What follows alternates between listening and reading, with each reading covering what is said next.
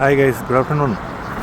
துபாயிலே ரொம்ப அழகான ஒரு பகுதிங்க. அல் குத்ரா லேக், அல் மர்மம் கன்சர்வேஷன் ரிசர்வ்ங்கிற ஒரு பாதுகாக்கப்பட்ட ஒரு பகுதி. அல் குத்ரா லேக் கேள்விப்பட்டிருப்பீங்க. துபாயில் மிக பிரசித்தமான அழகான ஒரு லேக்ஸ், மனிதனால் உருவாக்கப்பட்ட மேன்மேடு லேக்ஸ் தான். சூப்பரான பறவைகள் உலகத்திலிருந்து பல பகுதிகளிலிருந்தும் மைக்ரேட்டரி ஸ்பீஷிஸை கவர்ந்து எடுத்து ஊரில் வேடந்தாங்கல், கூடியக்கரை இந்த மாதிரி ஏரியாவெல்லாம் பறவைகள் வரும் இல்லைங்களா, வலசை போகிறதுக்கு. அங்கே ஊரில் உள்ளது நேச்சுரல். இங்கே மனிதனால் உருவாக்கப்பட்ட பறவைகள் அதனால் கவர்ந்து இழுக்கப்பட்டு வருவது மிக முக்கியமான கவனிக்க வேண்டிய ஒரு விஷயம். துபாய் முனிசிபாலிட்டி அந்தளவுக்கு முயற்சிகள் எடுத்து, அமீரக அரசு அந்தளவுக்கு வைல்ட் லைஃப் ஈகோ சிஸ்டத்தை சூப்பராக மெயின்டைன் பண்ணுறாங்க.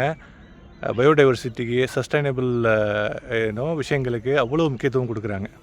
சூப்பராக இருக்குது பார்த்தீங்களா, வேறு லெவல். சொல்வதற்கு வார்த்தைகள் இல்லை. கண்டிப்பாக துபாயில் இருந்தால் நீங்களும் வாங்க. இந்த சைடு அந்த அளவுக்கு தெரியல, எங்கே இருந்தாலும் காமிக்கிறேன். ஆக்சுவலாக இருங்க. பறந்து விரிந்த இந்த பகுதியில் அற்புதமான லேக்ஸ் மாதிரி ஒரு 7-8 இடத்துல வச்சுருக்காங்க.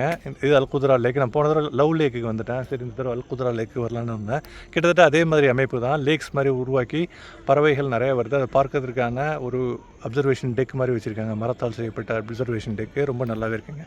நீங்கள் துபாயில் இருந்தீங்கன்னா கண்டிப்பாக வந்து பார்க்க மறக்க வேண்டாம். அவ்வளவு அற்புதமான நேச்சுரலிஸ்டிக் சூப்பரான மன அமைதியை தரவல்ல இயற்கையான அழகான பகுதிங்க. தேங்க்யூ கைஸ் ஃபார் வாட்சிங்.